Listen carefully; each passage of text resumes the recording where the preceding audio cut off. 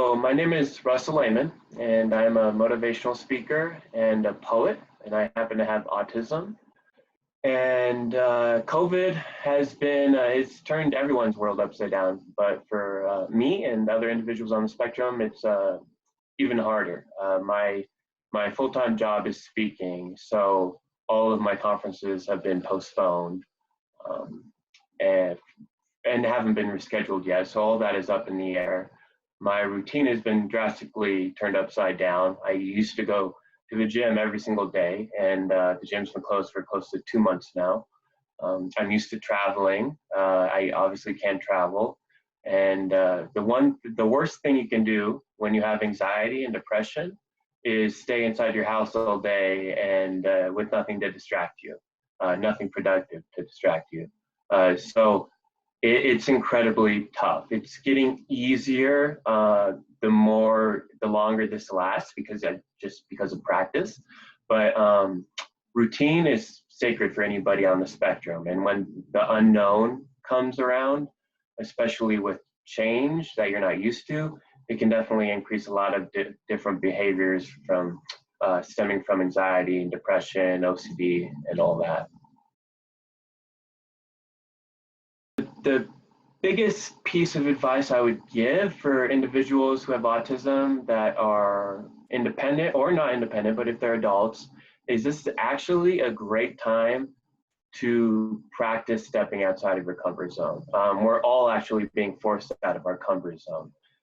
And I think a lot of us know that really nothing magical ever grows while we're inside our comfort zone. The great experiences in life happen when you take risks.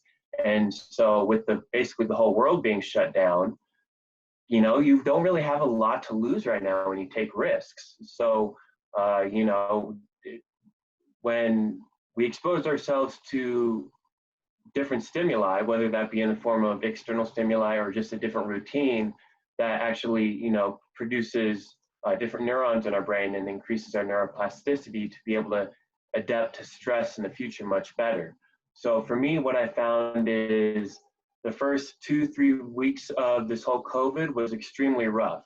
But then I realized that what I'm practicing now, having my whole routine shred apart and not being able to do what I want in terms of work and seeing people I love, it's actually it's good practice for after COVID, because I'll be able to handle these stressors that I'm encountering now every single day. When they happen just every once in a while after COVID, I can look back in this and see what have I learned and how did I get through this during the COVID period.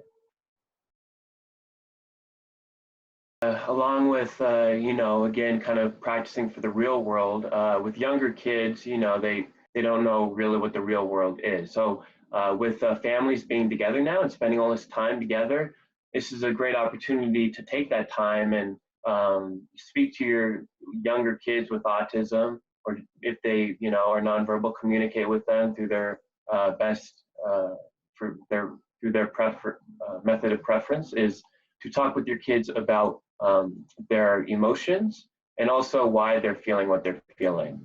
A lot of the times we don't have that time as a family unit to kind of sit down and talk with our kids or our loved ones about their emotions, and especially the reason behind what they're feeling. So I would really suggest to parents of kids on the spectrum to really use this time to delve into your child's emotions, to make them more aware of their emotions, because as they get older and they start to become a little more independent and become part of the real world, their emotions are going to be exacerbated a lot.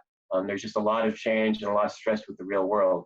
So to be able at a young age have these kids aware of their emotions, knowing what triggers their negative emotions and what increases their happiness level and what can help decrease stress, all that again can be used after COVID. This is a great time to learn about yourself, to take the time. We all have a lot of time on our hands, to take the time to really just sit and talk with your kids about why they feel the way they feel. And especially with boys, I would say with boys, there's still that stigma out there. I'm a grown man now, but there's a stigma that men shouldn't cry, or men, should just suck it up. Really take this time with boys too to let them know that crying is the best natural coping mechanism, and there's nothing wrong with feeling scared or depressed or wanting to cry or anything like that. We're humans, and these are all natural feelings. With everything, with all this upheaval COVID has caused, it's going to definitely manifest itself in different behaviors from kids and adults on the spectrum, and people in general. Everybody's stressed out right now. So, if you have a young kid on the spectrum, definitely expect, you've probably seen it already with COVID, higher anxiety levels, higher levels of acting out, being defiant, stress, crying, meltdowns. If they have OCD, maybe their rituals have gotten a little more severe, because when it comes to OCD, when you yourself feel like you have lost control of the external world, it actually manifests itself in OCD, because then you at least you have control over your rituals. So for me, my OCD, I have no control over what's going on. So lately my OCD has been higher. When kids start to act out, always realize that there's an antecedent behind a behavior. A behavior doesn't just happen spontaneously. There's always a cause behind that. And that goes hand in hand with talking to your kids about why they feel the way they do, why they act the way they do. Just really a question of the reduction method is just keep asking why, because you really want to boil it down to what is the true impetus behind why your kids are acting the way they are and feeling the way they are.